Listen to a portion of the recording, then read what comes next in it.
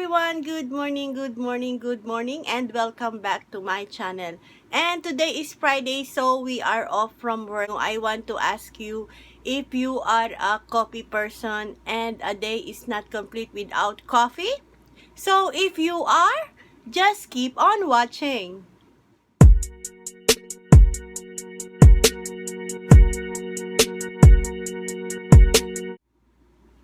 And for today's vlog, I will show you one of my routines every day before I go to work, because as I told you, I'm a coffee person. A day is not complete without coffee. So I want to show you how I make coffee every day. As you can see, I have here my coffee press. This is the best coffee press I have.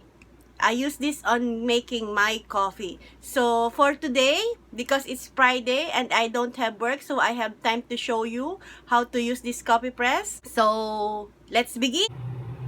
This is our coffee press.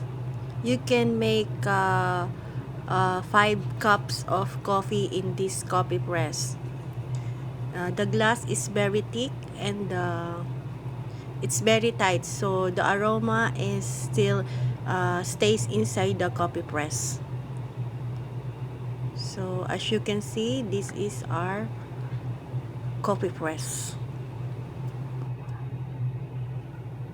The first step we will do is to boil a water.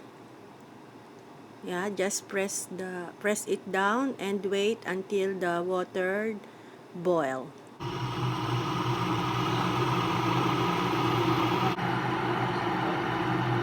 So while we are waiting for the water to boil, we prepared 2 cups, one for me and one for my husband. And the next step is we will put the brewed coffee. If you are making 2 cups, just put 2 spoons of brewed coffee. 1,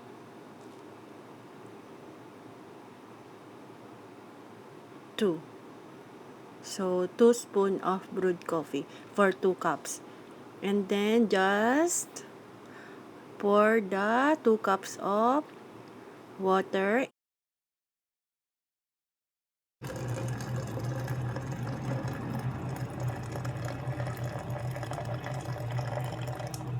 And cover it and wait for 2 to 3 minutes and your coffee is ready.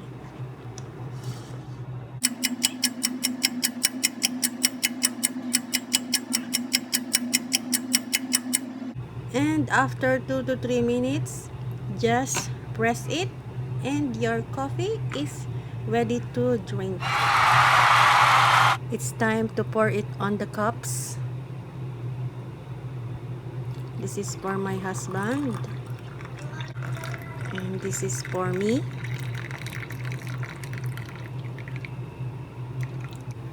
And this is it.